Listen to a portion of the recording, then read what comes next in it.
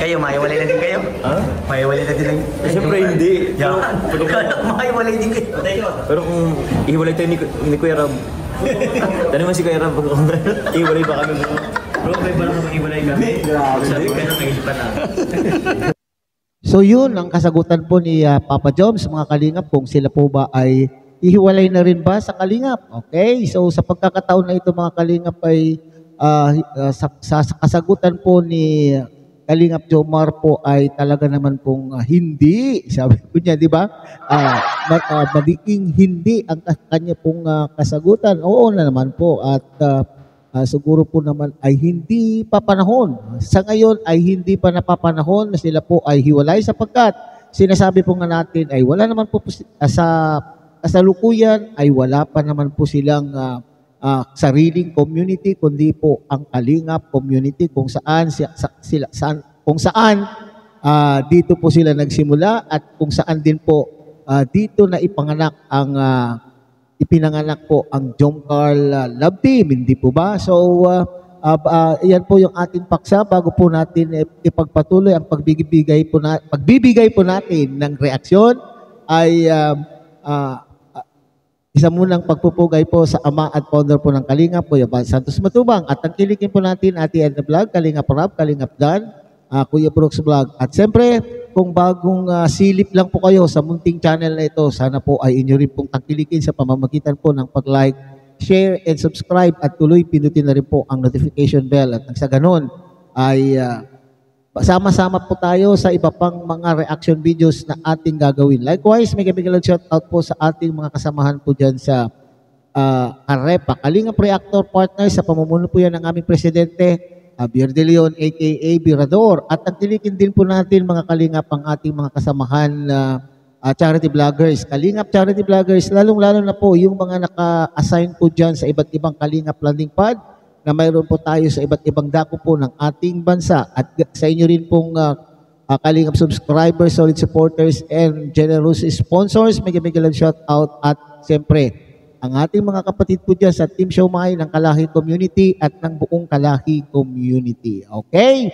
So mariin po mga Kalingap po yung kasagutan po ni Papa Joms na hindi daw po hihiwalay at tanungin daw po si Kalingap Rab kung sila po ay ihihiwalay na po sa Kalingap community. Of course, alam po naman natin na kung maaari ay walang maihiwalay. Kung nagsimula ka na po sa Kalingap ay masama ang loob o malungkot po ang damdamin po ni Kalingap Rab sa nangyari po doon sa kanya pong pinsan. Pero at siyempre, ganoon din po siguro ang mararamdaman ni Kalingap Rab, mga Kalingap, kung halimbawa man po ay magdidesisyon na naman po si Kuya Bal na ihiwalay na po ang Jomcar community kung sakaling panahon na upang sila po ay hiwalay sapagkat kung ang dahilan po kung bakit inihiwalay po ay yung nagkakaroon na po ng malaking community at nakikita po natin na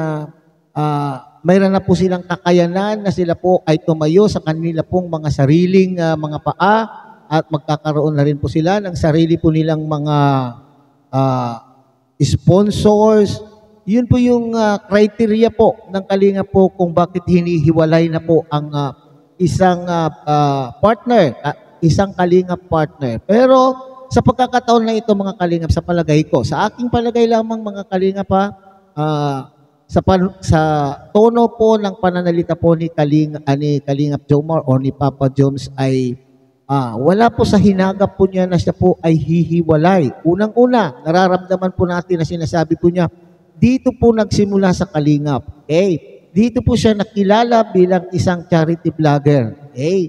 Kung hihiwalay man po ay yung pangalan lamang or kung hihiwalay man po ang community ay nandun pa rin po yung programa. Yun po naman po yung gusto po ni Kuya Bal, mga Kalingap. Hihiwalay man ng community pero dala-dala pa rin po yung programa po ng Kalingap. At yun po yung pangunahin programa po ng Kalingap ay yung pong maglingap sa kapwa na siya naman pong ginagawa po ni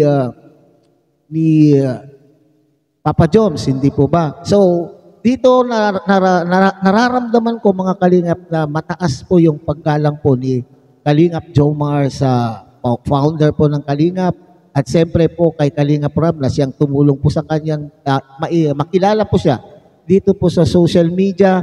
So malaki po yung pagtanaw ng utang na loob po ni Papa Joms po sa Kalingap, pero hindi natin po masasabi kung ano po ang mga mangyayari sa susunod pa pong mga pagkakataon o sa hinaharap, hindi po ba? Kung sila man po ay magdesisyon, hihiwalay na po sila, ay maaaring magkakaroon po ng dahilan upang sila po ay hihiwalay. Okay, so sinasabi po nga, alam po natin, parati natin na papanood ang live po ni Kuya Bal, mga kalingap na dadating din po yung panahon na maaaring sila po ay ihiwalay. Pero sa ngayon ay manatiling kalingap pa rin po itong si Kalingap Jomar at ginagawa po niya yung kung ano man po ang nasimulan at ito nga po ang paglingap, makatulong sa ating mga mamamayan na nangangailangan ng tulong, gaya po ng ginagawa po ng Kalingap at siyempre nagkaroon na rin po ng pabahay po ni si Kalingap Jomar at siyempre ang isang pabahay po ay maaari pa pong dadami pa kagaya po ng mga nagsisimulang mga Kalingap vlogger na nagpabahay at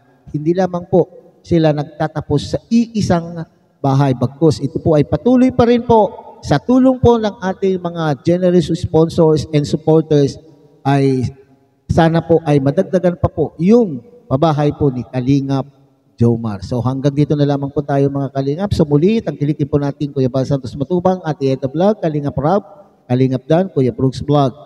And siyempre, pinakikiusapan po kayo muli mga Kalingap na sana po ay inyo rin pong tangkilikin ang munting channel na ito sa pamamagitan po ng pag-like, share, and subscribe.